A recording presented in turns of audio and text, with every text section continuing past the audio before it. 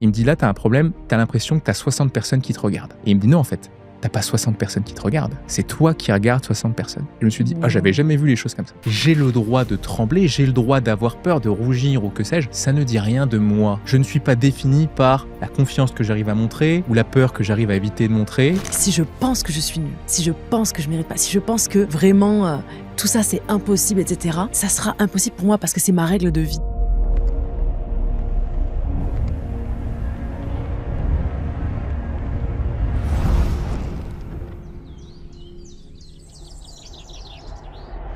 Salut, c'est Ibi de Tant que le soleil brille et de Soleil sur toi. Et donc, on se retrouve pour un nouvel épisode de podcast. Aujourd'hui, je ne suis pas seule, je suis accompagnée de Nicolas Mel. Il est auteur, formateur et fondateur de l'approche silence. C'est un véritable expert sur la prise de parole en public. Donc, il va nous partager ses conseils, ses leçons, son histoire. Donc, je suis sincèrement ravie de l'avoir aujourd'hui et je le remercie en personne d'avoir accepté l'invitation aujourd'hui. Tout le plaisir est pour moi. Merci, petit Sam. Merci de l'accueil. Et merci du cadre dans lequel tu nous permets d'échanger aujourd'hui. Ouais. Bah écoute, merci à toi d'avoir accepté l'invitation. Alors, tu es expert du coup en prise de parole en public. La première question qui me vient à l'esprit, moi, c'est quoi l'art oratoire? En fait, il y a une petite nuance que moi j'aime bien apporter, est-ce que c'est le fait de bien s'exprimer devant les gens et qu'on n'a pas forcément de difficulté? Ou est-ce que c'est le fait d'arriver à exprimer exactement l'idée qu'on a en tête? Question importante et qui est pas facile, hein, définir l'art oratoire, distinguer ça de l'éloquence, de la rhétorique. Mmh. Pour moi, l'art oratoire, c'est l'art de s'exprimer de sorte à ce que le message passe le mieux possible. C'est l'art de donner de la mémoire à l'éphémère, faire en sorte que ces idées qui ne durent pas longtemps, puisqu'on dit très peu de choses au final, Mmh. arrivent à rester dans la tête des gens, voire même réussissent à avoir un impact tel que les gens changent de comportement, réussir à persuader. J'aime bien le mot art parce qu'il sous-entend qu'il y a quelque chose d'artistique, que ce n'est pas quelque chose de naturel, que ça demande un travail. Mmh. Et en même temps, c'est un mot qui peut me déranger un peu parce que derrière l'art, il y a une notion de certains sont des artistes, d'autres ne le sont pas. Moi, Mmh. je suis persuadé qu'en vrai, on est tous des orateurs en puissance, qu'on peut tous maîtriser cet art oratoire. Mmh. Ça demande un certain intérêt. Donc je dirais que pour résumer, l'art oratoire, c'est une compétence qui permet de donner du poids à la parole et qui se mesure dans la capacité qu'a la parole à faire bouger les gens, à faire agir et à les mettre en mouvement tout simplement. J'aime beaucoup le mot compétence parce que ça veut dire qu'on ne naît pas avec. Ouais, Ça s'acquiert. persuadé. OK. Persuadé et ce que tu dis là est Mmh. super important, notamment pour toutes ces personnes qui ne l'ont pas. Je suis impressionné par ces gens qui maîtrisent l'art oratoire. Mmh. Ils ont certainement quelque chose que je n'ai pas. Bah, je crois que c'est pas vrai. Je crois que la vraie compétence essentielle, c'est pas le talent, c'est l'entraînement. Et tu sais, souvent, quand on est face à des gens qui nous impressionnent, on se dit qu'ils ont quelque chose qu'on n'a pas. La vérité, c'est qu'on ne voit que des fins d'histoire. On voit des gens qui se présentent à l'aise. On n'imagine pas à quel point ces gens ont tellement répété, ont eu tellement de prises de parole à réaliser. Ce qui fait qu'aujourd'hui, on les voit à l'aise, alors que tu les prends il y a 10 ans, ils étaient très loin de maîtriser cet art. Donc moi, je suis fasciné par les gens qui croient plus en l'entraînement qu'en le talent, quand bien même le talent est souvent la réponse facile pour expliquer ah ben il est à l'aise ou elle ne l'est pas, par exemple, quoi, tu vois. Mmh. J'apprécie beaucoup parce que j'aime bien l'idée de se dire que c'est possible. Ça Ouais. veut dire, c'est pas parce qu'aujourd'hui tu ne l'es pas, que demain, ça peut être dans quelques années, tu le seras pas. En fait, faut avoir faut avoir une vision, quoi. C'est prendre des petites occasions, se dire: «Bah, peut-être que maintenant aujourd'hui, je sais pas, je suis timide, j'ose même pas demander, dire que le pain que m'a donné la boulangère, c'est pas forcément le bon Ouais. que j'ai demandé» et de saisir la petite occasion de me dire: «Mais là, elle s'est trompée, je vais lui dire qu'elle s'est trompée» et petit à petit, se mettre des petits challenges comme ça et à un moment donné, on s'en rend pas compte sur le moment, mais on se dit: «Ah mais attends, maintenant je peux dire quand il y a quelque chose qui me plaît pas» et peut-être même, non, je peux carrément parler en public, ce qui peut faire peur à plein de gens. Ah ben plein de gens, tu sais Mmh. qu'apparemment la glossophobie, hein, donc la peur de la langue, glossa, la peur de Mmh. parler en vérité, Mmh. 3/4 des personnes seraient concernées.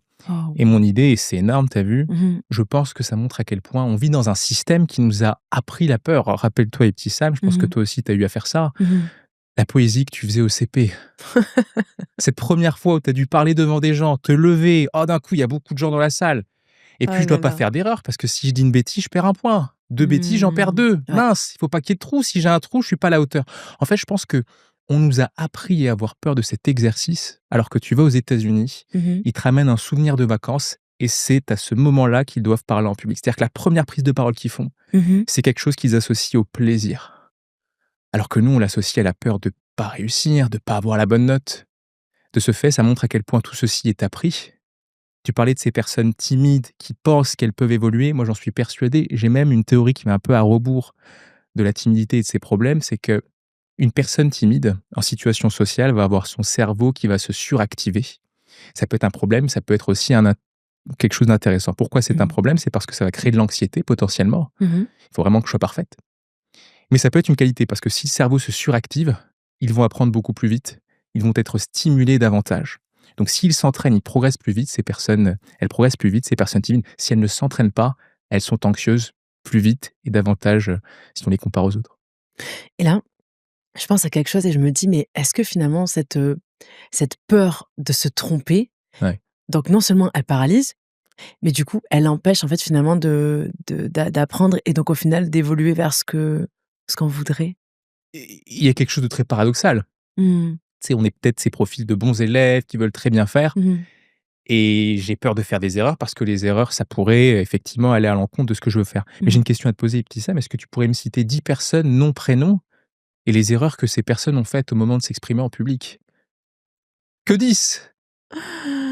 Incapable. Voilà. Et tu vois ce que ça montre? Moi, chaque fois que j'ai peur de faire une erreur, de dire, je vais rester poli, une bêtise, Mmh. je me rappelle de ça et je me dis: «Je suis pas capable de citer 10 personnes». De ce fait, j'imagine que les autres sont pas capables de se rappeler de mes erreurs. C'est pas un appel à la médiocrité en se disant: «Tu peux Mmh. tout faire et faire tout n'importe quoi», mais c'est juste un rappel de bon sens. Je ne suis pas le centre du monde. Les gens rentrent chez eux, ils ont les courses à faire, ils ont les enfants à aller chercher, ils savent pas qui je suis et de ce fait, je me descends, je me déstresse, je suis pas le plus important. Mmh. Ouais, en fait, c'est sortir de sa tête et de tout ce qui peut se passer dedans en mode: «Oh mais tout le monde va remarquer que peut-être j'ai fait ça et que si et c'est et au final, c'est se replacer dans la réalité et ouais, sortir de sa tête, en fait.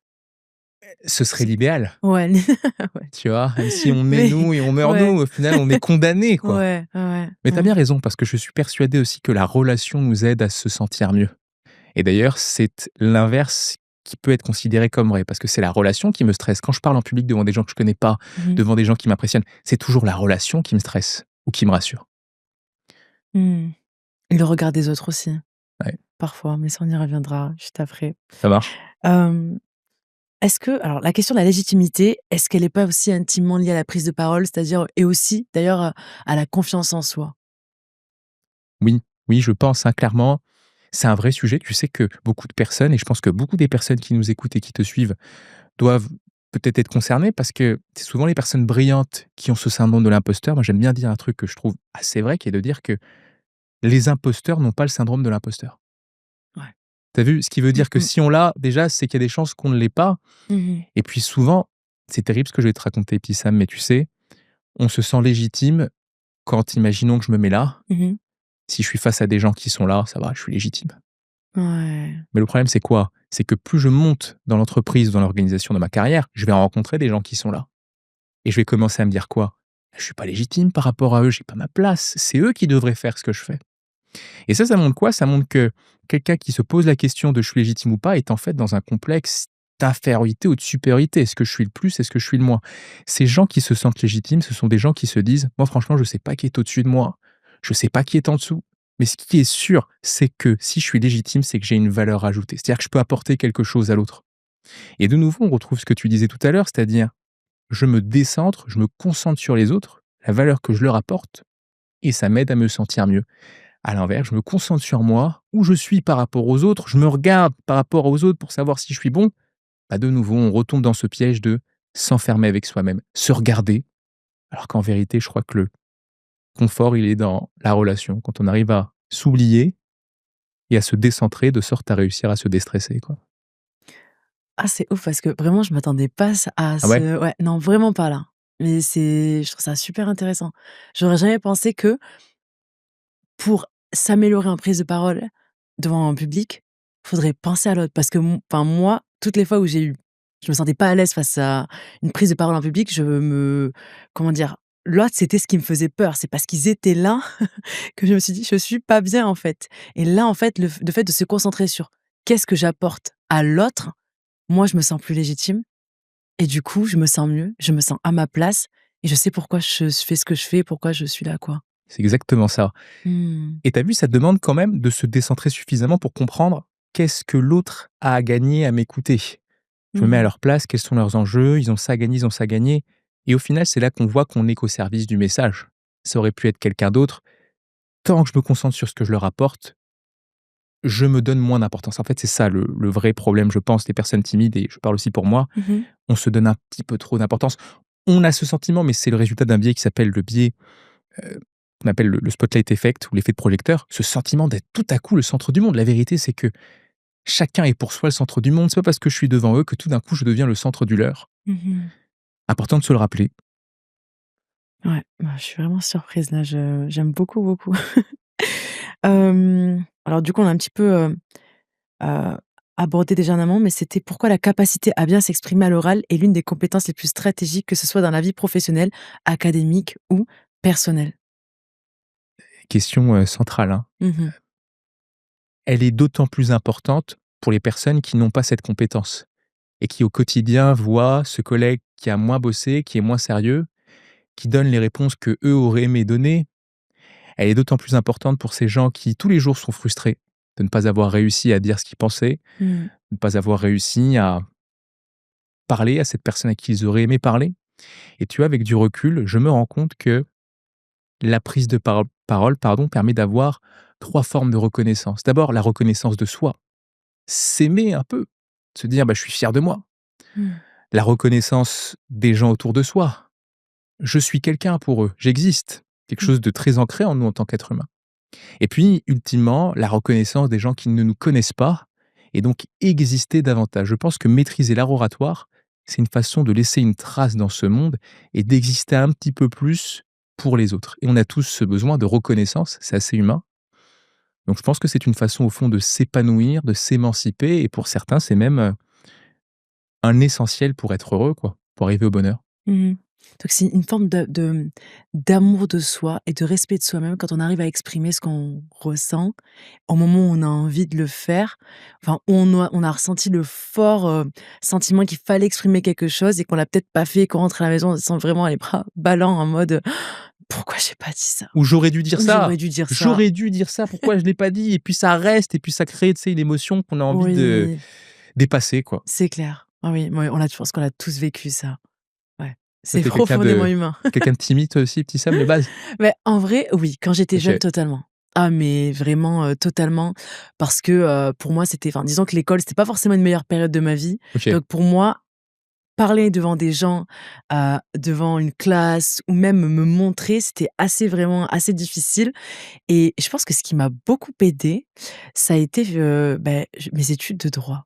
Et ouais. Parce que en fait là, déjà c'est un autre environnement, c'est la fac, tout le monde, voilà, tout le monde s'en fout de toi, enfin tu n'es qu'un numéro, donc tout le monde te fout la paix et puis, c'est formateur, enfin la formation, elle est tellement, ardue, il faut faire des oraux sur des sujets compliqués et en fait c'est d'avoir des gens qui attendent de moi quelque chose que moi je me dis: «Mais je peux pas», mais en même temps on me dit: «Mais si tu le fais pas, tu as pas ton année, Ouais, tu pas le donc choix. tu as pas le choix» et ça en fait, bah, ça m'a changé. Ça m'a beaucoup aidée et donc aujourd'hui, je peux plus du tout dire que je suis timide. Je pense que je peux être intimidée, mais je suis plus timide, donc c'est possible. C'est super intéressant. Donc en fait, toi, tu dirais que c'est le fait d'avoir été mise dos au mur, presque obligée, qui t'a permis de dépasser cette timidité? Bah, sincèrement, je suis quelqu'un de très sociable et extrêmement sociable. Pour autant, je pense que vraiment entre à savoir aborder de façon naturelle les gens et faire des présentations en public et parler de sujets sérieux ou voilà, présenter quelque chose, délivrer de la valeur Ouais, et que les gens attendent quelque chose de toi concrètement, pour moi, c'est pas la même chose et il est vrai que, ma formation, elle m'a beaucoup aidée, oui. Ça, c'est trop bien. sûr. Ouais, c'est le fait de c'est le dos au mur en mode: «C'est maintenant ou jamais». Puis après, je pense aussi qu'il y avait aussi la volonté et l'image de ce que moi je voulais de pour moi Mmh.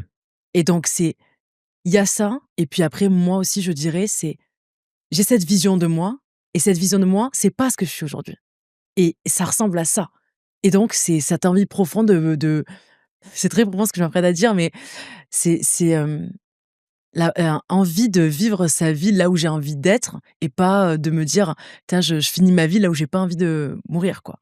Donc c'est cette vision de me dire: «Bah, s'il faut faire ça», j'ai plus peur de me dire: «Je l'ai pas fait», en me disant: «Mais quelques années, mais imagine, tu te dis que tu as des regrets, te dire: "Mais pourquoi Ah, tu t'es c'est pas terrible, lancé?"» terrible. Voilà, c'est terrible, plutôt que, en fait, j'avais plus peur de ce du regret que la peur du public à un moment donné, que de la peur de ne pas C'est parler. marrant. Donc il y a plein de facteurs qui ont fait que, bah, à un moment donné, c'était, bon, c'est bon, on y va, quoi. Et est-ce que tu as eu un moment, parce que certaines personnes timides aussi passent par là à un moment donné, Mmh mh. où tu t'es autorisé une forme de lâcher prise? C'est-à-dire: «J'ai le droit de trembler, j'ai le droit d'avoir peur, de rougir ou que sais-je, ça ne dit rien de moi. Je ne suis pas défini par la confiance que j'arrive à montrer ou la peur que j'arrive à éviter de montrer». Ou est-ce que c'est quand même important de montrer qu'on est confiant, selon toi? Bah, ça dépend. En OK, fait, c'est vrai qu'il y a des moments donnés où il y a des moments où effectivement il y avait ce côté, alors moi je le qualifierais, c'est comme ça que je le qualifie dans ma tête. Je dis pas que c'est ce que tu as d'accord. dit, mais c'était en mode: «Écoute, je m'en fous, j'y vais, il arrive ce qu'il arrive, au pire, je meurs pas». Voilà. Ça m'est déjà arrivé. C'était pas tout le temps, mais il y a des moments où le stress, en fait, il était tellement là depuis trop longtemps qu'à un moment donné, ça arrive à un cran où je me dis: «Mais en fait, c'est moi qui le choisis là. C'est mort, j'arrête, j'en ai marre de supporter ce poids, donc et au pire, je loupe mon oral et au pire, ça se fait pas et au pire, on se moque de moi et qu'est-ce qui se passe?» Et par contre là, du coup, c'est le moment où j'étais, bah, plus à l'aise, plus détendue parce que je me laissais le droit à l'erreur. Ce qui est paradoxal, hein, tu as vu? Parce que Ouais. voulant bien faire, on a peur de faire une erreur.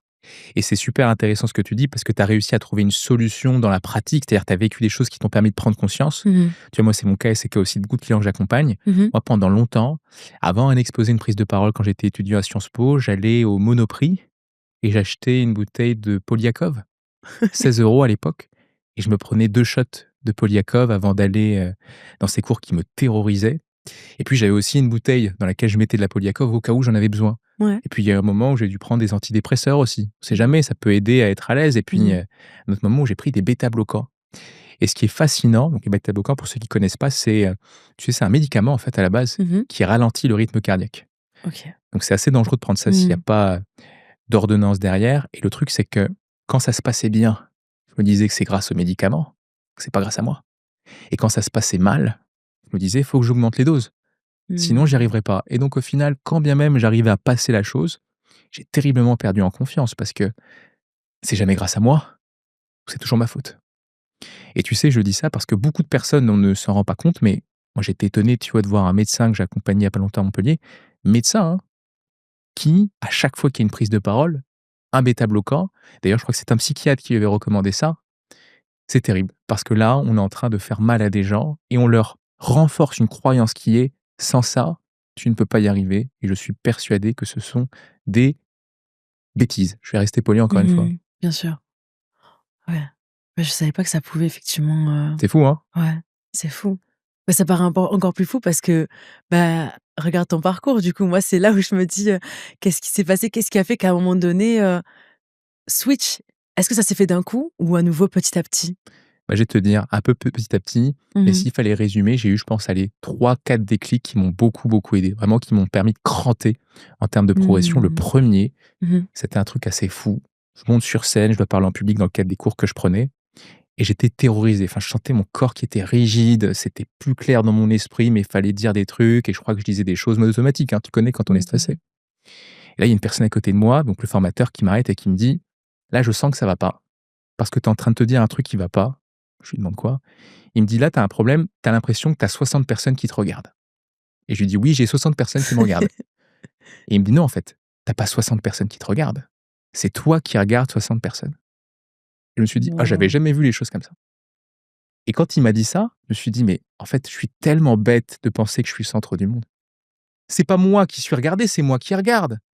Et au fond, ils peuvent penser ce qu'ils veulent de moi. J'en ai rien à faire. Ce qui m'intéresse, c'est eux. C'est pas ce qu'ils pensent de moi. Parce que si je m'intéresse à ce qu'ils pensent de moi, on est 61 à me regarder. Les 60 en face, c'est moi qui me regarde grâce à eux. Je m'intéresse pas à eux si je suis comme ça.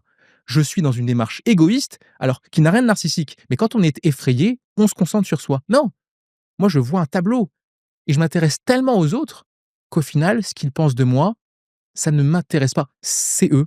Moi, ce qui m'intéresse, c'est eux. Ça, c'était un gros déclic où je me suis dit: «Waouh, en fait, je vois le verre d'une certaine façon, j'aurais pu le voir tellement différemment». Et puis, ça, c'est dû à quoi? C'est dû, je pense, à l'appellation prise de parole en public. Je t'assure que si on avait parlé de prise de parole au public, Oh les waouh! choses auraient été totalement Mais différentes. tellement. Tu vois? Oh waouh! Ouais. C'est fou et ça m'a vraiment, marqué. Il y a eu d'autres choses aussi, alors c'est une histoire un peu longue à raconter, mais bah, tiens, si je me permets de la raconter, Mmh. c'est assez Bien drôle. sûr, ouais. Je te propose d'imaginer qu'on n'est plus des êtres humains, dis ça, mais que nous sommes des gazelles. OK. Voilà et en tant que gazelle, tu es un peu la gazelle leader, c'est toi qu'on suit, tu vois? Ouais. Tu pas de chance, tu t'es blessé. Il faut imaginer que tu as la jambe pleine de sang, Oh. tu galères à marcher et Mmh. il y a un dicton qui dit qu'un malheur n'arrive jamais seul. Alors j'imagine que tu devines qui arrive tout autour de vous. Un lion. Exactement, et même Mmh. plutôt des lionnes, ce Ah, sont des les lionnes lionnes. qui chassent. Ah oui. Et là, tu te dis: «Je suis foutu, je vais me faire dévorer», alors tu as un réflexe de survie. Ce que tu fais, c'est que tu caches la blessure. Tu te mets de profil comme ça, peut-être qu'elles ne verront pas la blessure et tu as bien fait parce que tu t'es pas fait dévorer. Peu de temps plus tard, tu arrives face à un groupe de vétérinaires. Tu les reconnais avec leur blouse blanche et leur trousse de secours et tu te dis: «Bah, face à eux, je vais montrer que je suis blessé» et tu prends ce risque. Ce faisant, les vétérinaires accourent dans ta direction. Ce faisant, ils font leur boulot, ils te guérissent. Alors pourquoi je te raconte tout ça? C'est parce que tu sais, 95 des gens, quand il faut parler en public, voient des lions. Pas qui voient. Une minorité de gens voient des vétérinaires et je te laisse deviner qui est plus à l'aise, évidemment, Les vétérinaires. en tout cas ceux qui voient des Ceux qui voient les vétérinaires. vétérinaires, oui. Pourquoi? Parce que j'ai le droit de montrer ma vulnérabilité. Il y a plein de choses qui permettent de se dire: «C'est des vétérinaires et pas des lions». Mais en tout cas, et ça c'est la deuxième clé qui m'a aidé, quand j'ai compris que ce sont des vétérinaires, je me suis dit: «J'ai le droit de trouver une façon d'exprimer ma vulnérabilité». Je commence une prise de parole. Écoutez, je suis assez ému, voire un peu stressé et voilà, au-delà de ce stress, je voulais vous dire que je suis encore une fois ravi d'être là. Moi, quand j'ai compris que j'avais le droit de dire ça, je me suis dit: «Mais c'est dingue en fait! Je pensais qu'il fallait être fort, je pensais qu'il fallait pas montrer. Et pourquoi on m'a pas dit ça plus tôt?» Et là, mais ça m'a totalement libéré et il y a un truc qui a confirmé ça, Barack Obama qui pleure, 4 janvier 2016, tu le vois en train de pleurer. Je me dis: «Mais attends, président des États-Unis en train de pleurer, donc si lui il a le droit de pleurer, moi j'ai pas le droit de trembler». Mmh. Tu vois? Et là, c'est l'acceptation de la vulnérabilité, le lâcher prise. D'autres petites clés aussi, mais ces 2 choses-là, ça a été central, tu vois, dans la progression dont, tu parlais. Et tu vois, c'est fou parce que ce que tu dis là par rapport à la gazelle et cetera, c'est vraiment quelque chose qui me parle Ouais. parce que moi, par exemple, c'est vrai que quand je me sens à l'aise actuellement quand je fais des prestations voilà, à l'oral et cetera, en fait, je joue pas du tout, comment dire? Le rôle de je suis, parfaite parce qu'avant pour moi, c'était ça et ce qui fait que c'est beaucoup plus facile pour moi, c'est parce que je m'autorise à dire que j'ai pas compris ou que j'ai oublié quelque chose et ou que je fais en fait, je suis totalement, comment dire? J'essaie de pas, mettre, comment dire? De m'inventer une image parce que souvent, ce qui me mettait mal à l'aise, effectivement, c'était de devoir montrer quelqu'un que je suis pas du tout et plus je montre que oui, j'ai oublié ça ou que oui, c'est une information, mais que oui, j'arrive peut-être pas j'ai oublié un mot ou que je me suis trompée de mot, j'ai bafouillé à un moment donné et que je fais une blague juste après parce que, bah, oui, j'ai bafouillé et que le mot était pas tout à fait correct. Mais en fait, tout le monde se détend, tout le monde est à l'aise, moi la première. Du coup, les gens sont encore plus à l'aise et moi, je suis encore plus à l'aise parce que les gens sont détendus et et en fait, c'est toujours ça, c'est le fait de pas me demander d'être parfaite ou d'être trop sur moi, en fait. Et tu sais d'où ça C'est vient ça. ça, ce côté d'où ça vient ce moi j'appelle ça madame parfaite ou monsieur parfait. Ouais. D'où ça vient ce madame parfaite initial chez toi? Bah, je pense que c'est le fait d'avoir vu des films, en vrai, d'avoir vu Ouais. des films, des séries, d'ailleurs plus ça que des livres, parce que les livres, j'ai vraiment pas pensé à ça, mais pour le coup, c'est vraiment des films où on voit des personnages où quand ils font une prise de parole, mais c'est tout nickel, c'est parfait, c'est droit, c'est carré, il y a rien qui dépasse. Donc pour moi, c'était ça ou rien Mmh. et en fait, bah, non, du coup. Mais pour moi, c'était ça, en fait. C'était si je ressens pas ça, si c'est pas pareil comme ça, bah, du coup, non et aussi l'idéalisation des gens que je en dehors des personnages de série, hein, mais vraiment des personnages, de voilà qui sont connus dans le monde médiatique et qui, lorsqu'ils prennent la parole, ils ont cette aisance et waouh, tout est et donc en fait, on a l'impression qu'il y a un décalage entre eux et moi. Enfin, j'ai l'impression qu'il y a un décalage entre eux et moi et plus je mettais les gens sur un piédestal, beh, plus en fait ça me mettait mal à l'aise. Bah, ça me diminue en fait, la Ça vérité, me c'est que si je diminue, mets les ouais. gens tout là-haut, c'est que moi je suis en bas C'est ça. et donc il y a plus de relation. Tu as vu là, on retrouve cette logique de je suis pas dans la relation, je suis dans le fantasme et la relation, elle suppose d'avoir quand même, une certaine égalité, je trouve dans l'échange, quoi. Mmh. Mmh mh. Et c'est vrai que le madame parfaite dont tu parles, le monsieur parfait, j'ai je parle de monsieur parfait, monsieur normal, monsieur cool, monsieur libre. Ouais. C'est assez marrant et la vérité, c'est que on est souvent stressé quand on s'enferme dans un monsieur madame parfait, pensant que le monsieur madame parfait est ce qui est demandé. La vérité, c'est que si de nouveau je me mets dans la peau du public, le public n'attend pas de moi d'être monsieur madame parfait. Très souvent, il attend plutôt d'être monsieur cool ou monsieur libre, mais c'est moi qui attends de moi d'être monsieur madame parfait. Je vais être fier de moi si, j'ai été génial et parfait. Mais si je me mets à la place des autres, ils attendent plutôt quelque chose de plus varié. Effectivement, je pense que quand on arrive à être parfait, normal, cool et libre dans la même prise de parole, on arrive à faire ce que tu as dit, c'est-à-dire à être soi-même. Ouais, ouais et ça décharge d'un poids, en fait, du coup, moi, ça me permet juste d'être, en fait, je suis beaucoup plus efficace dans ce que je dois délivrer, du coup. Mmh. Parce que je suis pas sur en fait, permets-moi l'expression, mais je suis pas sur mes côtes, quoi. Je suis pas Bah, en train de me dire: «Tin, pourquoi t'as dit ça? Pourquoi t'as oublié? Oh non, mais t'as fait cette blague, elle était nulle». Tu vois, c'est ça. et C'est après on appelle ça vraiment le regard des autres. c'est ça. Mais la vérité, c'est que Mmh. les autres ne se disent certainement pas ça. Peut-être qu'ils pensent aux courses à faire, aux enfants à aller chercher, ils pensent certainement à autre chose. Mais je pense souvent, tu sais, que quelqu'un qui a un problème avec le regard des autres, c'est quelqu'un qui se regarde de façon très négative et vu que je me regarde de manière négative, je suis pas légitime, je vais pas y arriver, je vais te regarder et je vais me dire: «Je suis sûr et certaine qu'elle se dit: "Je suis pas légitime"». Ah ouais, je suis sûr. Mmh.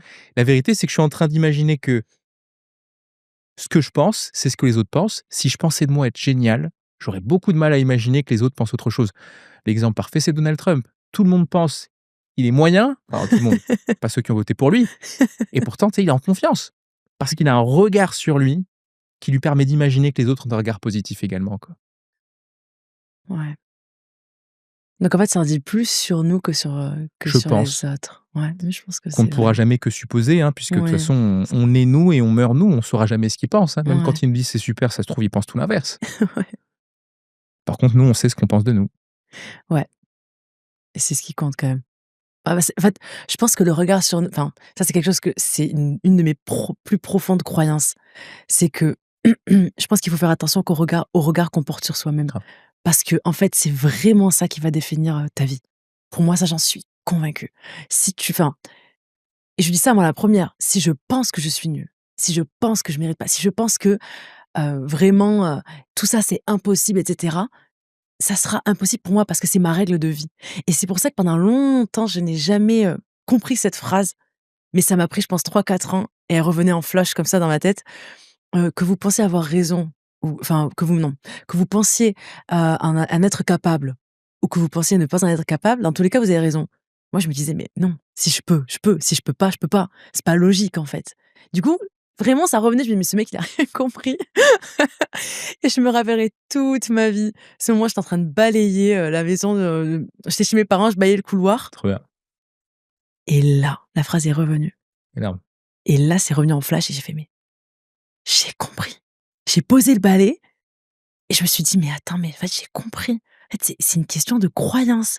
C'est si tu crois que tu peux pas parce que c'est ta la règle que tu t'appliques, tu vas pas y arriver parce que c'est ce que tu crois. Donc oui, mais si tu penses que tu peux et tu en es convaincu et tu es là et tu essaies et tu essaies et tu essaies et tu essaies et tu essaies». En fait, cette croyance, ça va être un carburant qui fait qu'il y a rien qui peut te stopper à part toi-même et Carrément. donc cette pensée-là, elle m'a franchement, elle m'a tellement aidée dans ma vie. Enfin, C'est vraiment, je le top et dis. tous les jours, enfin, régulièrement, tu y Ouais, penses à cette idée de bah, il y a ça, oui et ouais, moi, du coup, je l'ai reformalisé avec, du coup, la ma phrase, c'est: «Tant que le soleil brille». En fait, ça veut dire: «Tant que le soleil brille, je ne lâche pas». ouais, stylé. Parce que tous les jours, bah, le soleil brille normalement C'est top. et en fait, pour moi, ça veut dire: «Bah, non, tant que le soleil brille, tu lâches pas, tu fais ce que tu as à faire». Ça veut dire qu'il y a des moments où je vais être à 20 et j'ai du mal à accepter quand je suis à 20 parce que j'aime pas ça. Ah ouais? Ouais, j'aime pas ça du tout. Mais malheureusement, c'est la vie. Enfin malheureusement ou fort heureusement et c'est la vie, en fait. Il y a des moments où on a 20, des moments où on a 100 et on aime trop quand on a 100 parce que ça gonfle aussi l'ego. Mais la vérité, c'est qu'on peut pas être tout le temps à 100. C'est pas possible. L'humain, il est pas comme ça. Donc des fois, on a 10, à 5, à 20, 50, 45, 70 et surtout, on n'est jamais à 100% grâce à nous seuls. Moi, j'y crois pas. Je pense que personne ne se fait tout seul. Je pense que vraiment, même les gens qui nous ont desservis, au fond, ça nous a servi. Mais je pense qu'il faut se servir de ça. Et c'est là, à nouveau, la responsabilité, le choix, le pouvoir, notre capacité à se dire, enfin, ce qu'on appelle le libre arbitre, en fait. Carrément. C'est ça, en fait. C'est que, oui, il y a des gens qui nous font du sale et on n'aura jamais de enfin, je veux dire, on n'a pas de pouvoir sur les gens. Maintenant, c'est, qu'est-ce que t'en fais? Et là, du coup, c'est là que certains destins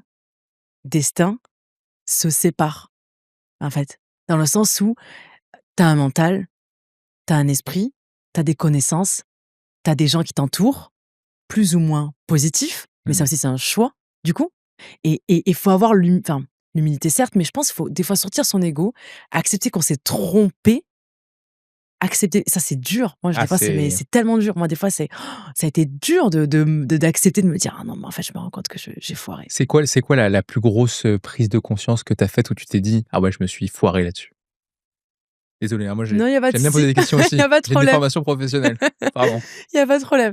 Je pense vraiment, ça a été d'accepter, que, par exemple, la part artistique que je faisais dans ma chambre, toute seule, pour moi, en fait, c'était beaucoup plus important que ça et que de l'avoir refoulé pendant tant d'années, je parle notamment durant mes années d'études, parce que je me suis concentrée à fond et que j'ai tout mis de côté, C'est mais quoi la vraiment part tout. artistique? C'est du dessin? C'est C'est le effectivement, c'est le dessin, c'est l'écriture. OK.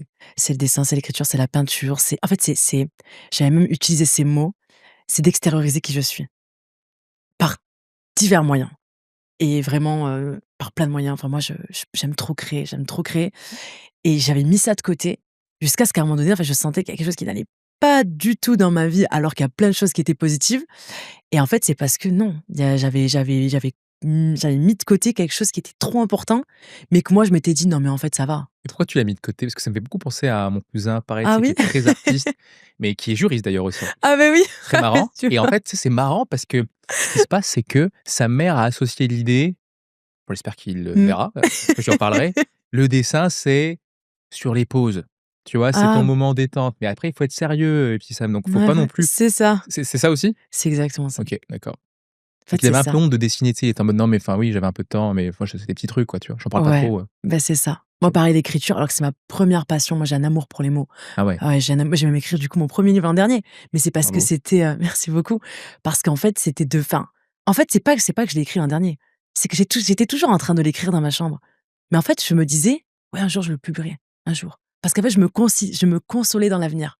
Parce que pour moi, c'était beaucoup plus dur de me consoler dans l'avenir, dans l'idée de me dire: «Un jour, ça va arriver», plutôt que de me confronter à la réalité et qui est que, bah, maintenant, mets-toi des deadlines, va chercher, quelqu'un pour l'éditer, trouve des designers. Enfin, en fait, tout ça, c'est de la réalité, c'est des deadlines, c'est du travail, c'est dur, c'est chiant, puis on doit des comptes à des gens. Donc en fait, je suis plus seule dans ma tête et l'image, elle est polie, elle est parfaite, elle est jolie, elle est exactement tout se passe exactement comme je veux. Mais Mmh. quand on veut concrétiser quelque chose dans la réalité, mais ça se passe jamais comme on veut, mais jamais.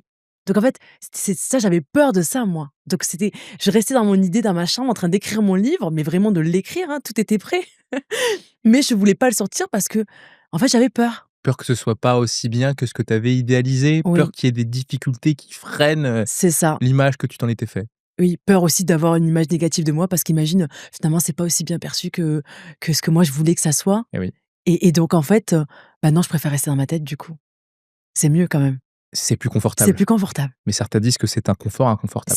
C'est exactement ça. En fait, c'est extrêmement douloureux parce qu'à un moment donné, il arrive à enfin, en tout cas, moi, j'étais arrivée à ce point, ce que je disais tout à l'heure, où en fait, les regrets me fait me faisaient plus peur que et si et je le enfin, que la réalité. Eh ouais. Et en fait, c'était ce point de non-retour de vraiment, mais j'en souffrais, mais j'en souffrais vraiment. J'étais triste de me dire: «Non, je peux plus vivre comme ça, je peux plus vivre en me disant, bah, je vis que dans ma tête». Non, non, en fait.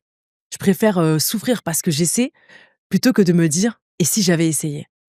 C'est intéressant parce que je pense que beaucoup de personnes Mmh. sont motivés par la souffrance, hein, tu sais, on pourrait se dire: «C'est pas bien, juste l'opportunité». Souvent, ce qui fait qu'on passe à l'action, c'est, la souffrance, la douleur, et puis, ces répétitions, ça continue, l'impression de gâcher un potentiel, C'est ça. mais c'est ce qui a fait que tu es passé à l'action avec ce magnifique podcast, dont tu as Mmh quand même tourné énormément d'épisodes et mh. puis, qui, permet aussi de faire plein de rencontres, donc c'est top finalement Mmh. d'avoir cette souffrance, Bah, cette c'est frustration. ça, ouais. Ben moi, c'est enfin, comme je suis croyante, vraiment, j'ai entre guillemets, tu vois, remercié Dieu. Je me suis dit: «En Mmh, vrai, merci de m'avoir mis ça dans mon cœur, cet inconfort, parce que je préfère ça plutôt que de passer à côté de ma vie». carrément. Je pense que vraiment il y a en fait, des fois, faut choisir en fait, tout est souffrance. Enfin, je pense que tout est difficile. Quelqu'un qui, par exemple, quelqu'un qui aurait rêvé de devenir, bah, voilà, on parlait du droit, d'être avocat, Ouais, qui a pas fait des études de droit parce qu'il avait peur, parce que c'est difficile les études de droit, c'est très difficile les études de droit. c'est clair. D'accord, mais quelqu'un qui, fait les études de droit et qui devient avocat, c'est très difficile aussi. C'est très, très difficile. Puis, je veux dire, c'est un monde, c'est dur, mais choisis. Tu essaies de le Voilà. tu voulu être avocate à un moment donné?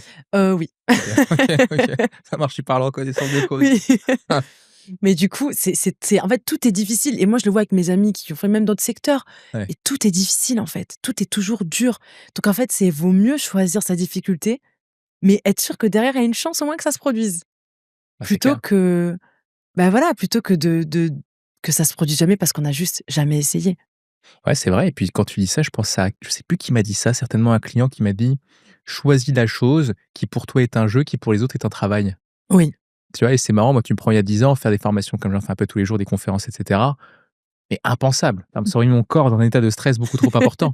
Aujourd'hui, c'est un vrai plaisir. Alors, il y a plein de choses qui font ça, hein, le fait de se dire: «OK, je suis vraiment à ma place», le fait de repenser à ce garçon timide que j'étais, ça donne encore plus de sens au quotidien, même si ça fait bientôt 10 ans que je fais ça. Donc ouais, si tu arrives à trouver le truc qui pour toi est un plaisir, qui pour les autres est un travail, je pense que c'est, exactement ce qu'il te faut, ouais. Ouais. Bah, oui, mais c'est ça, en fait, qu'il faut se dire. Enfin, en tout cas, faut se en fait, faut se le, moi, en tout cas, c'est ce que j'avais fait de mémoire, enfin, je le Mmh. sais plutôt, c'est que, il faut l'admettre. Il faut se l'admettre. Parce que des fois, on le sait, mais on refuse de l'admettre. Mais quand on l'admet, quand moi, par exemple, je me suis assise avec moi-même et je me suis dit: «Non, mais en fait, Ibi, tu trop l'art. Tu as envie de faire des podcasts. Mais attends, tu Tu as peux envie pas d'écrire et puis des Sam, livres». tu es juriste, tu as quand même, un salaire et puis tu as voilà, une famille potentiellement, tu peux pas te permettre de tout lâcher. C'est ça. Ben en fait, faut trouver des solutions, mais faut le faire. En fait, il faut se donner le droit de le vivre et Mmh. ensuite on verra. Mais il faut le faire parce que si tu le fais pas, mais déjà, c'est ultra cliché ce que je dis, mais déjà d'une, tu sais pas, puis tu es juste pas bien. En fait, tu es pas à l'aise avec toi-même et vaut mieux, je pense vraiment qu'il vaut mieux souffrir parce qu'on vit des choses qui nous ra enfin, qu'on aimerait vivre plutôt que de se dire, en fait, que juste d'être dans sa tête, en fait. C'est pas vivre la tête, c'est très important le mental, c'est le début, mais c'est pas la fin. C'est intéressant parce que, Mmh. tu insistes beaucoup sur cette notion de mental. Est-ce que tu dirais que tu es quelqu'un, qui a aussi cette dimension introvertie? C'est-à-dire qu'à t'écouter, j'ai l'impression qu'il y a un monde très riche à l'intérieur, tu vois? Tu es capable de te tourner, tu sais qu'il y a beaucoup de gens qui sont incapables de se tourner autant vers eux, d'avoir des réflexions aussi longues, de passer autant de temps uniquement avec eux. Il y a ce besoin d'être toujours avec des Mmh mh. gens. Toi, tu as une part introvertie aussi, que tu cultives? Je pense que ouais, c'est sûr. OK. Oui, c'est sûr, ça, c'est une certitude. Je pense que j'ai je suis une part très en fait, autant je suis extrêmement extravertie pour le coup, Ouais. voilà, dans ma vie quotidienne, je suis très extravertie, je mets bien très devant parce que je le suis. Je peux OK. vraiment rigoler et parler avec tout le monde et sans être mal à l'aise et faire des peut-être ressentir un petit peu de trac avant une Oui. prestation orale, mais ça va pas me gêner tout le long, ça va. Par contre, j'ai aussi une part très introvertie et en fait, je pense que j'ai besoin des 2. Bah, ouais. Sinon je peux pas. Enfin, j'ai vu que je donne beaucoup aux gens, j'ai besoin aussi d'avoir mon moment à moi et du coup de me poser des questions et ça, je pense que je l'ai parce que, quand j'étais plus jeune, bah, j'avais, enfin, je m j'avais comme je disais, l'école, c'était un peu difficile pour moi. Du OK. coup, bah, je me recueillais beaucoup en moi-même. Enfin, j'étais beaucoup en moi et d'où l'art, en fait. C'est parce que j'avais besoin de me retrouver, d'être dans ma bulle, parce qu'il y avait personne pour me parler ou me casser la tête ou me critiquer ou se moquer de moi. Quand je dessine, il y a moi. Super intéressant. Je mets mes écouteurs et puis je suis seule, quoi. Est-ce que c'est pas un c'est parce que je Mmh réfléchis mh. aussi à moi, tu vois, c'est marrant, Mmh moi, je sais pas si, je me reconnais dans ce que tu dis. Mmh Le mh. fait de dire, se mettre dans sa bulle, se retrouver tout seul. Mmh Moi, tu vois, c'est marrant, j'ai sauté une classe et je pense que, j'étais très intimidé par les ambitions de mon père.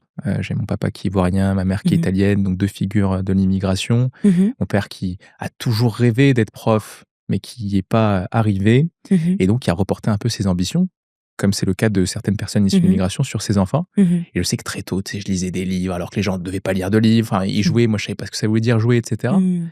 Donc grosse pression et je pense que cette façon d'être dans sa bulle est une façon de survivre parfois à des stimuli qui sont trop importants ou trop de pression, tu vois? Ouais. Et peut-être qu'inconsciemment, tu décrivais tout à l'heure le fait de se concentrer sur soi quand on est timide, quand il faut parler, c'est peut-être un réflexe qu'on retrouve qui date, ce réflexe d'être dans sa bulle quand on est trop stimulé, quand on n'arrive pas à comprendre et se trouve dans la prise de parole une situation dans laquelle il y a beaucoup de stimuli, il y a beaucoup de et donc je revais dans ma bulle, alors qu'en vérité la solution comme ça l'était peut-être aussi à l'époque, mais on était trop jeunes pour le comprendre, c'était de créer une relation, au moins une, Mmh. qui puisse nous rassurer et nous faire comprendre qu'il y a pas de danger et que ça va aller. Mmh.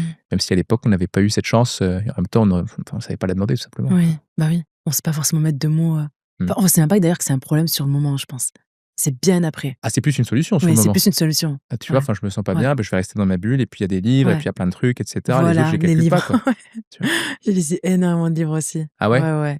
Les romans fantastiques là, les bien épais là, on Ah dirait une ouais? marche d'escalier avec des histoires farfelues, avec des personnages vraiment chelous, mais c'est on rentre dedans, on sort plus. Ah, c'est Enfin, cool. on ressort à la dernière page et puis c'est le tome 2, on y va. Est-ce que tu avais un ami imaginaire? Un ami imaginaire, non, mais j'avais des personnages dessins animés qui étaient vraiment, qui représentaient beaucoup pour Ah moi. ouais, pareil. Ah, je vois Ouais, très bien ce que tu veux dire, ouais. ouais. Ah, c'est marrant, c'est marrant.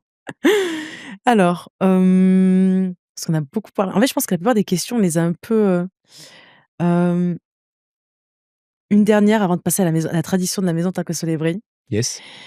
Hem, est-ce que le trac et le stress, c'est universel ou est-ce qu'il y a des gens qui finalement, ça va? Ça veut dire, est-ce qu'il y a des personnes qui vont être plus enfin, forcément plus stressées que d'autres, oui, mais je veux dire, est-ce que le stress et le trac, c'est normal avant une prestation, en public ou est-ce qu'on peut arriver à carrément se dire: «Mais je ressens plus rien, pour moi j'y vais, c'est l'aisance, c'est la normalité, quoi»? Alors je vais te dire, on peut répondre sur plusieurs niveaux. D'abord, pour répondre très clairement, oui, c'est tout à fait normal. Normal dans le sens où le corps fait face à une situation qui va demander de la performance, donc il faut que je passe en état de stress. C'est normal et c'est même Mmh. plutôt une bonne chose. Les Américains ont 2 termes différents pour parler de la même chose, ce qui est utile. Ils parlent de eustress, stress utile, et de distress, le stress qui n'est pas utile. Et nous, en français, on n'a pas cette distinction-là. Donc on parle de stress, mais on met toujours un petit côté négatif, alors qu'en vérité, ça peut aussi avoir une dimension positive. Mmh. Et au-delà du stress, la vérité, c'est que beaucoup d'études ont montré que ce n'est pas le stress en lui-même, bien que nous sommes tous différents, hein, certains stressent plus que d'autres, mais c'est plutôt le sens qu'on va donner à ce stress. Je vais te raconter une histoire, moi, que je trouve Ouais. fascinante, qui peut aussi aider à changer de regard sur le stress. Mmh. Il y a 10 ans, 9 ans exactement, j'accompagnais des jumeaux. C'était mes premiers clients, sur la prise de parole et les 2 étaient super stressés. Ils se mettaient à rougir, ils avaient les mains moites, ils avaient la gorge qui était serrée dès qu'il fallait parler. Le premier d'entre eux, j'ai oublié leur prénom, le 1er d'entre eux, dès qu'il fallait y aller: «J'ai pas envie, j'ai pas envie, pourquoi on fait ça? Il y a pas besoin de faire ça, c'est bon, on rentre, vas-y, c'est bon» et donc il avait pas envie d'être là. Dès que ça commençait à être ici serré, les mains moites et le second, il m'a dit un truc que je me rappellerai toute ma vie. Il m'a dit: «Moi, quand j'ai les mains qui sont moites, je me dis: "C'est parfait"». Comment ça, c'est parfait? C'est parfait parce que en fait, c'est un signal que mon corps m'envoie pour que je fasse des gestes parce que quand je fais des gestes, ça les sèche. Il m'a séché. Ensuite, il m'a dit quoi? Il m'a dit sur la voix: «Si ma voix tremble, c'est parfait parce que ça me rappelle qu'il faut que je parle fort, parce que quand je parle fort, ma voix tremble plus. Si mon cœur bat plus vite, c'est parce que mon cerveau va être mieux irrigué étant donné que le sang circule plus vite». Et je me suis dit: «Ce mec a tout compris parce qu'il est en train de donner un sens positif à son stress. Son corps n'est pas un ennemi. Il est en train de tout faire pour l'aider». Et tout est une question de, non pas de ressenti, mais de perception. Qu'est-ce que je comprends? Qu'est-ce que mon corps est en train d'essayer de faire? Et je suis persuadé que les gens qui sont plus à l'aise sont des gens qui se disent: «Mon corps est une machine très bien faite, qui fait tout ce qu'il faut, tout ce qu'il doit faire pour être plus à l'aise».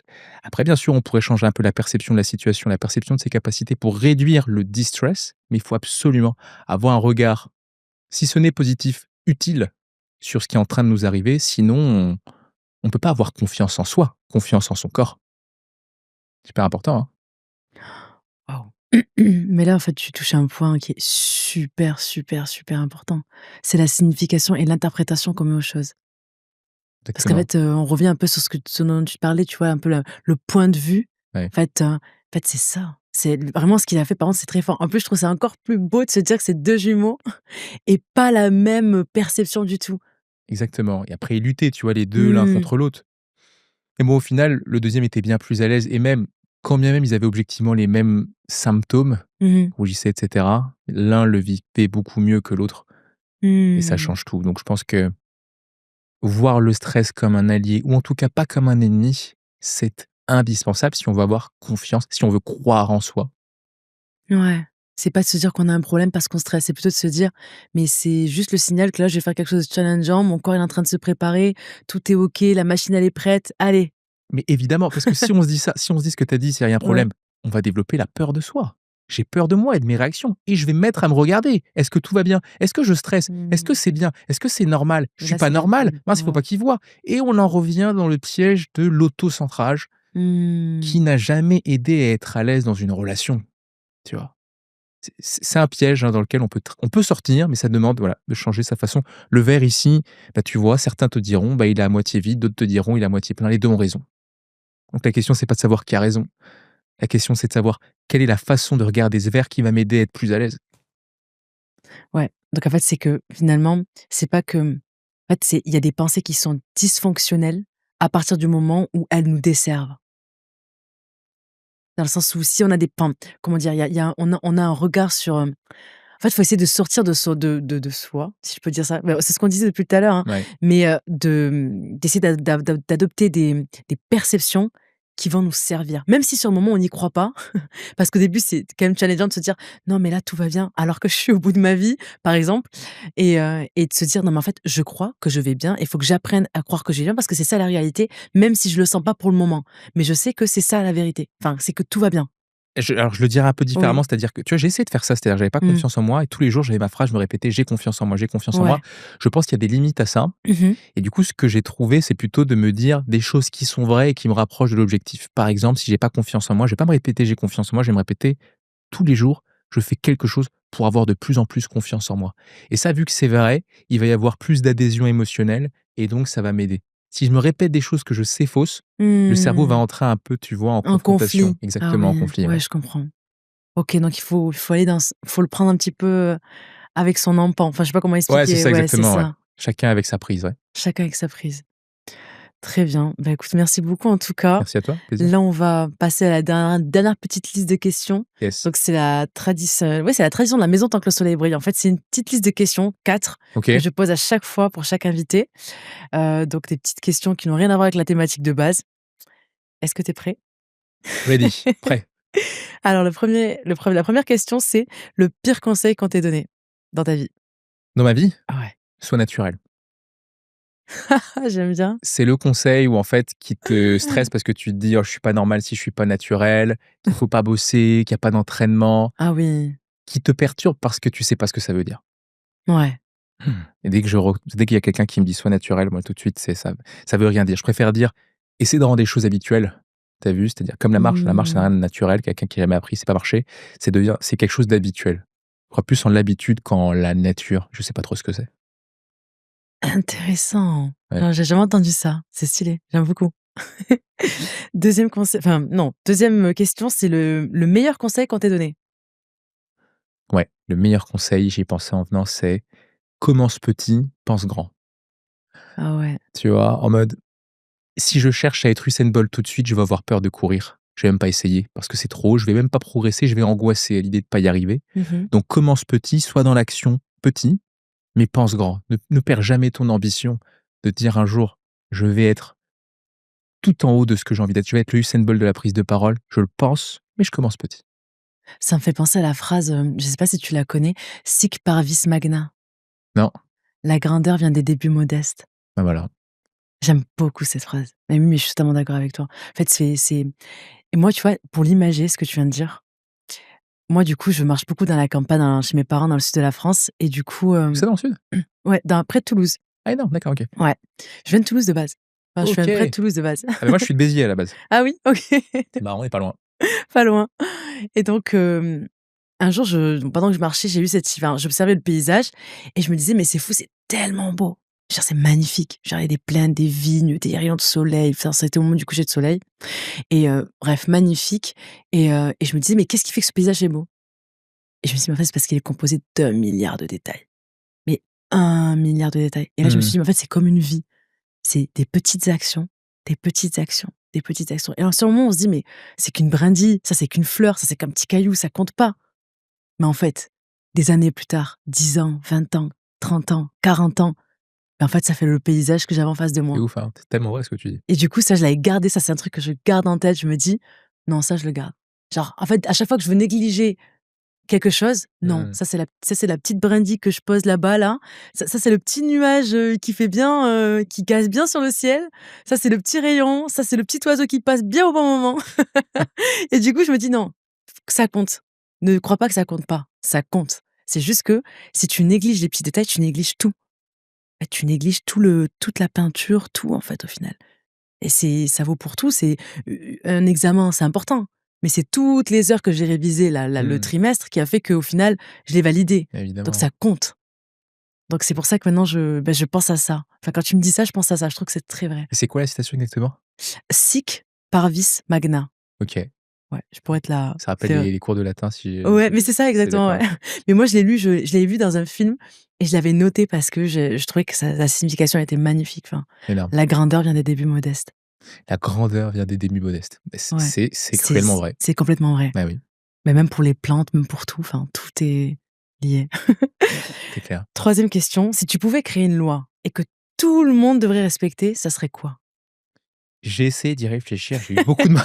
Je me Non, suis dit: celle-là, c'est il «Waouh, faut 4 heures, c'est il faut niveau 4 4 heures. A». Non, Ouais. mais attends, je vais répondre parce que tu t'es quand même, cassé la tête à trouver cette question. Une loi, pas forcément quelque chose de enfin si, c'est juridique du coup, Non, j'imagine? pas for enfin ça imaginons quelque chose, une idée, une Ouais. règle que tu voudrais créer et que, bam, le parlement l'adopte et ah, tout le monde est obligé de l'appliquer tous les jours. Tout le monde est obligé de l'appliquer tous les jours. Ouais. Franchement, ce serait difficile d'en faire une loi, mais tu vois, c'est quelque chose que je fais depuis 10 ans. Tous les matins quand je me réveille, j'ai une liste d'affirmations que je lis qui me permettent de me connecter à ce qui est important pour moi et le Mmh. soir avant de dormir, j'applique une espèce d'application, enfin je me sers d'une application qui s'appelle Respire Relax Plus, Mmh. qui permet de faire ce qu'on appelle de la cohérence cardiaque. Mmh. Tu vois ce que c'est? Ouais, je connais, ouais. Voilà, alors pour ceux qui voient pas ce que c'est quoi? C'est un outil qui consiste à inspirer, expirer pardon, régulièrement et en gros, en ralentissant l'inspiration et l'expiration, on va ralentir le rythme cardiaque et de façon générale, ça va solliciter ce qu'on appelle le système nerveux parasympathique, le frein de l'organisme, ce qui va faire que les gens qui vont pratiquer ça régulièrement seront moins anxieux et seront moins sensibles au stress. Et tu me prends il y a 10 ans, moi je pense que j'étais beaucoup plus anxieux. Dès que j'étais stressé, ma voix se mettait à trembler, du coup j'avais honte de moi, je m'assumais pas. Mmh. Ça fait 10 ans que je fais ça et aujourd'hui, j'ai, je pense, une meilleure capacité à gérer mon stress grâce à ma respiration ventrale qui est devenue, à la fois un refuge, mais aussi une force. Dès que je suis trop stressé, je prends le temps de respirer et ça aide à se recentrer. Donc je dirais prendre le temps, allez 5 minutes tous les jours, tous les soirs, de prendre ces 5 minutes de respiration ventrale ou de respiration connectée. Je pense que ça peut aider tout un chacun, surtout dans les vies stressantes et mouvementées qu'on connaît. Mmh. Oh, j'aime beaucoup. On me l'a jamais dit celle-là et puis la dernière, c'est ma préférée. C'est quoi ta citation qui t'a le plus marqué et pourquoi? La citation qui m'a le plus marqué, j'ai très envie de te retourner la question, mais je vais répondre d'abord. D'accord. Je sais même pas de qui c'est, mais c'est quelque chose d'un peu dérivé, tu vois? Mmh mh. Que je me rappelle dans des moments où je me sens très vulnérable, fatigué, Mmh. stressé. C'est de me dire que la vraie force se moque de paraître faible. Oh. Moi, c'est un truc, tu vois, quand j'ai compris ça, je me suis dit: «En fait, tu penses que tu es fort, tu cherches juste à pas paraître trop faible» et je pense que plus on est bien avec soi, plus ça ne dit rien de moi et vu que ça ne dit rien de moi, ça n'arrive pas. Voilà, ça a été une façon de mieux s'accepter et d'être plus à l'aise avec soi. Je sais pas de qui c'est, mais j'ai cette phrase comme ça dans un cadre chez moi, qui est même sur ma porte: «La vraie force se moque de paraître faible». Dans tous ces moments où j'ai peur d'être faible, ah non, je me rappelle que c'est le signe que je suis vraiment fort si je suis à l'aise avec ce Mmh. que je vis et ce que j'exprime. Magnifique. Du coup, je vais te Bah répondre oui, aussi, du coup. trop bien, merci. Moi, j'en ai plein des citations parce que c'est vraiment mon dada, c'est Ah ma ouais? passion. Ah oui, j'aime trop les citations, j'ai surligné dans tous les livres que je lis. Mais là, la première qui me vient à l'esprit, et c'est souvent celle que je cite le plus quand on me pose la question avec mes amis, et cetera, c'est une amie avocate qui me l'a transmise et elle m'a dit, alors je ça vient pas d'elle, hein, mais je sais plus de qui elle est aussi du coup, c'est: «Que de choses il faut ignorer pour agir». En fait, la signification, c'est que, bon, la mort, c'est la certitude, c'est la seule certitude. OK, La vie, c'est l'incertitude. Jamais rien n'est sûr jusqu'à l'instant où il se produit. OK. Donc, il y a quand même, voilà, la mort, c'est la certitude, la vie, c'est l'incertitude.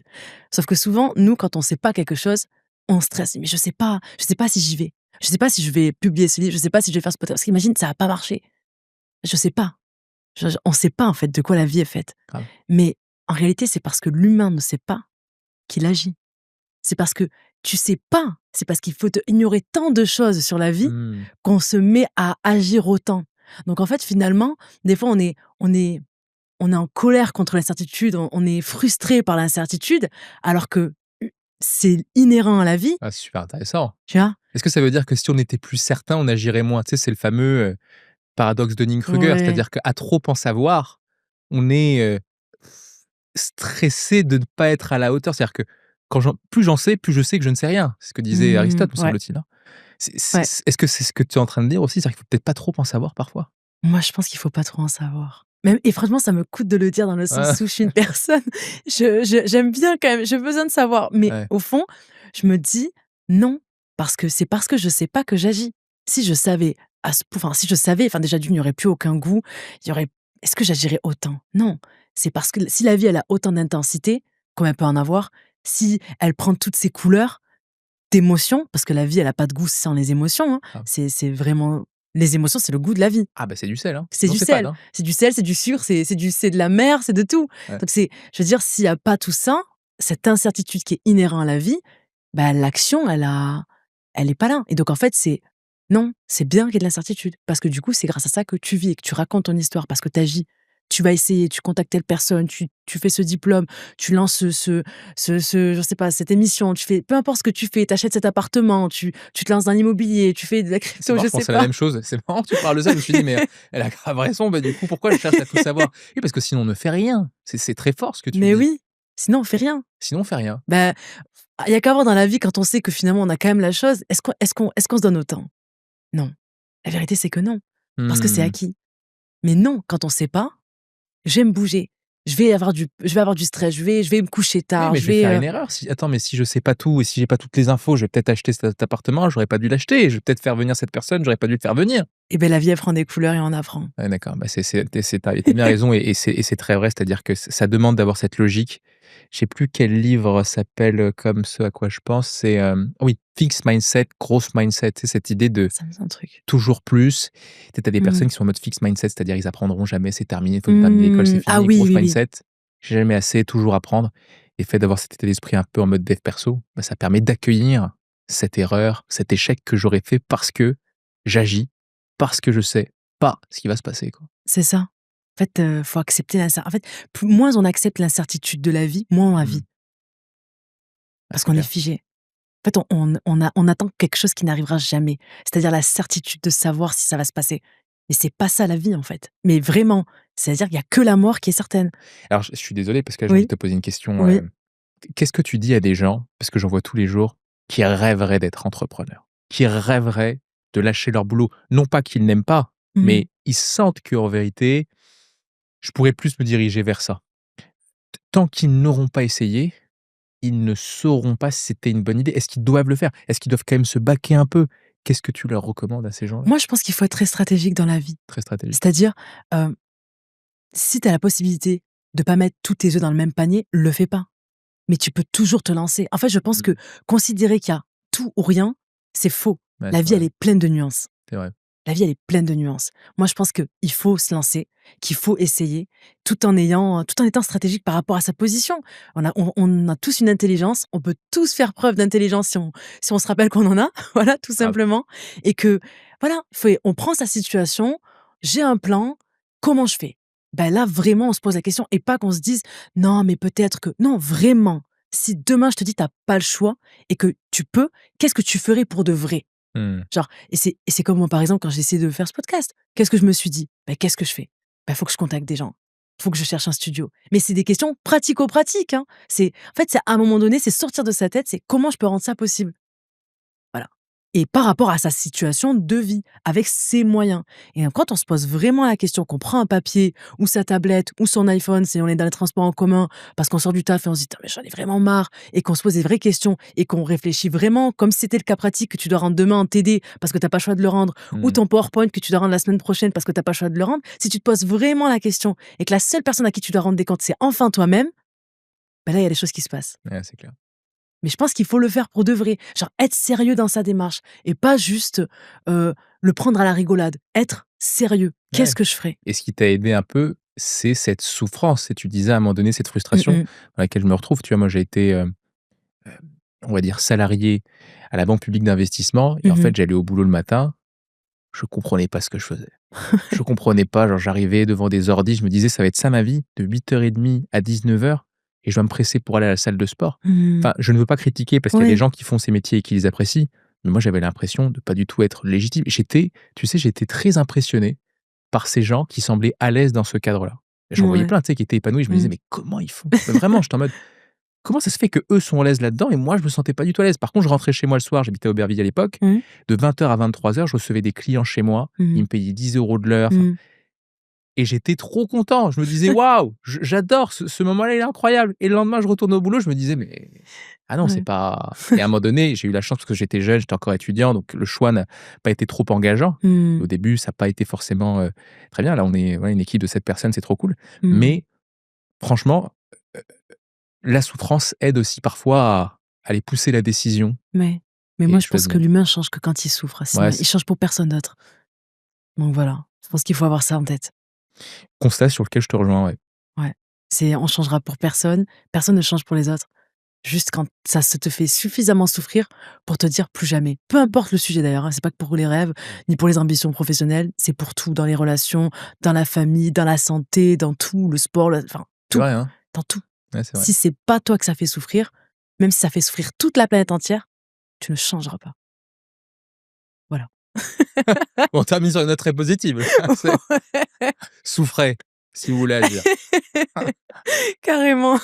C'est vrai que c'est pas très, bon, Non, mais en tout cas non, on a terminé sur les citations. on a terminé sur les Oui, citations, mais c'était quand même très profond ce qu'on a dit à la c'était fin. super profond, C'était très carrément. profond. Il y avait une grosse part de profondeur, faut juste la chercher. Oui, carrément, carrément. En tout cas, merci beaucoup d'avoir accepté Merci à toi aussi, ça me l'invitation tout plaisir Nicolas, pour moi. vraiment. Merci encore. Merci, c'était super. Merci beaucoup. Merci. Bah, du coup, à ceux qui me regardent, vous connaissez déjà la phrase de la fin: «Soleil sur vous».